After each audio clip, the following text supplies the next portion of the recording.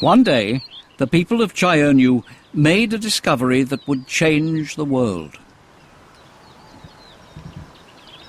Lorsque se crée vers 15 000 avant Jésus-Christ, dans ces régions des collines, dans ces régions de l'Euphrate à son entrée en Syrie, lorsque se crée cette situation très particulière qui fait que les collines de ces régions se couvrent de cette graminée sauvage qui va permettre aux hommes de se sédentariser, c'est évidemment un élément extrêmement nouveau. Quand ils ont découvert que cette graminée produisait une graine qui pouvait être utilisée, qui avait surtout l'énorme avantage de se conserver. La conservation du produit alimentaire a joué un rôle essentiel parce que ça voulait dire que, au lieu d'être obligé de retrouver de la nourriture 3 jours après avoir abattu une bête, eh bien, on pouvait se dire qu'on en avait pour plusieurs semaines ou plusieurs mois de réserve devant soi. Eh bien, à partir de ce moment-là, les conditions changent. Et l'homme, quand il se rend compte qu'il a ce produit, il va rester à côté de ce produit. Bien entendu, ce produit ne se récolte qu'à un moment très précis de l'année, mais on ne peut pas le transporter. Une fois qu'on l'a récolté, il faut le garder c'est un stock. Il faut le protéger, ce stock. Il faut empêcher les autres de venir le prendre. Donc, la sédentarisation se fait à un moment donné dans cette région-là pour une raison très, très, très précise, c'est-à-dire la conservation d'un stock alimentaire que l'on peut récolter à un certain moment. Et là, bien entendu, l'esprit humain va jouer un rôle fondamental. On peut parler de découverte accidentelle. Je crois que l'esprit humain, il joue constamment sur des observations, sur des découvertes exceptionnelles, 1 fois, 2 fois, répétées, sur une recherche d'explication de ce phénomène, jusqu'au moment où il est capable, par lui-même, d'aller au-delà et de réaliser quelque chose de nouveau. Et c'est comme ça qu'est née l'agriculture. As they set about mastering their environment, these first farmers were full of invention. They developed their tools, they bettered their daily lives, and they left behind a legacy of immense importance: writing.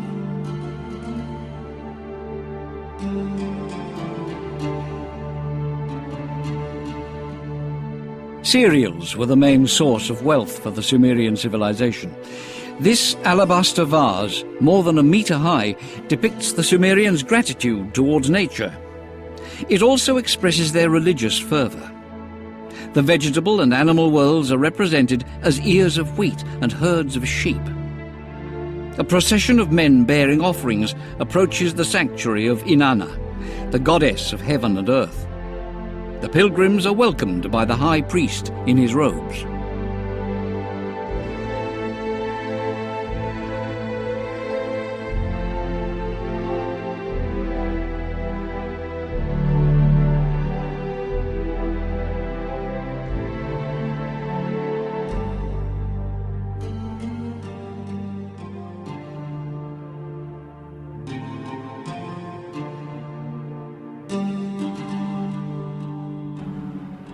Thanks to these successes in agriculture, the population grew. The first groups began to colonize land along the rivers all the way to the great plain of Mesopotamia.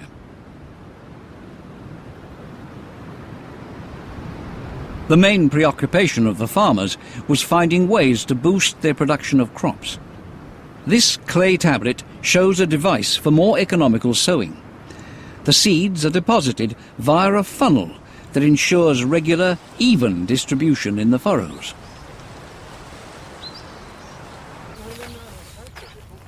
The Sumerian secret lay in taming their unpredictable sources of water. For in Mesopotamia, the balance between man and nature could easily tip against man. To take control of their water, the Sumerians invented the wheel, and they dug hundreds of kilometres of irrigation canals, reservoirs and dams.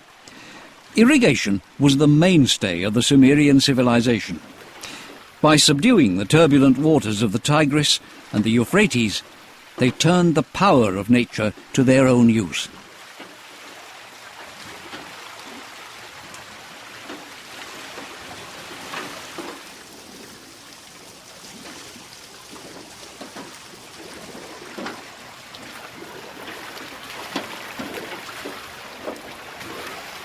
The farmers reaped the benefits with bountiful crops from hundreds of thousands of hectares of fertilized land.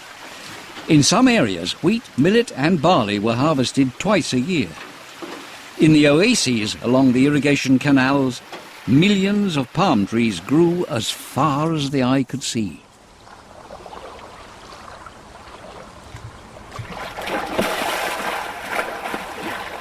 It's the same when the Tigris and the Euphrates merge to form a single body of water, the Shatt al-Arab waterway. On each side of the Shatt al-Arab, an agricultural province prospers thanks to the bountiful water from the two great rivers. Only barges can reach the heart of this maze of tall reeds. The Sumerians built fishing villages here. The people still live as their ancestors did. They still build reed huts, just like the ones seen in ancient bas-reliefs.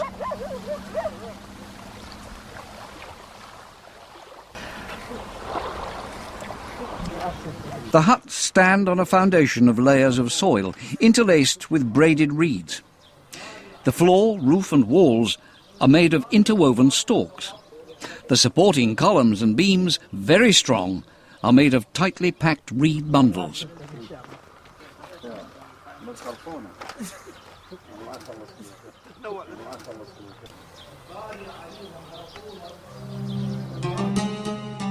"5,000 years ago, 40,000 fishermen and farmers, an entire people, lived in the marshland around the port city of Ur. In their frail reed boats, they had made a huge area habitable, 1 meter at a time.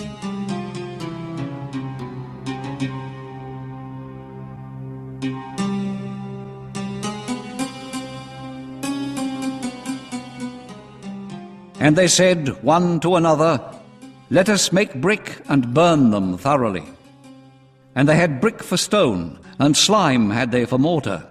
And they said, 'Let us build us a city and a tower, whose top may reach unto heaven.' The first archaeologists to see the ruins of Ur must have been speechless.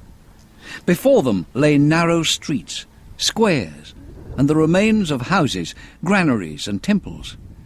5,000 years ago, when Western Europe was still in the Stone Age, this was a city of 34,000 people. When they built cities like Ur, the Mesopotamians were shaping the world in their own image. La transformation du monde, de l'environnement par les habitants de la Mésopotamie est un phénomène fondamental. Ils ne se sont pas simplement contentés de créer des villages, ils ont implanté des zones de culture. Par la suite, à l'époque des villes, ils ne se sont pas contentés de laisser pousser des villes, ils ont aménagé la région. Et le mode de vie qu'ils ont développé était un mode de vie de domination de la nature. Et ça, c'est quelque chose de tout à fait étonnant qu'on ne pense pas toujours. Ils ont dominé leur nature pour arriver à la mettre au service de leur survie. Made to last, with fired bricks covered in tar, the ziggurat of Ur is impressive. It's estimated that it took 1,500 men, 5 years, just to build its base. Farmers up to 20 kilometres away could see the house of their god. Drawings done by the British archaeologist Leonard Woolley in the early 20th century help us imagine what Ur looked like 4,000 years ago.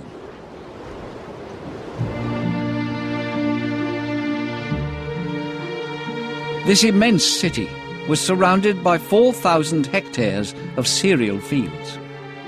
Traders from the Persian Gulf sailed into its harbour and exported food to the Arabian Peninsula, several thousand kilometres away. The daily life of the city centred on the temple, where the people prayed and political and economic decisions were taken.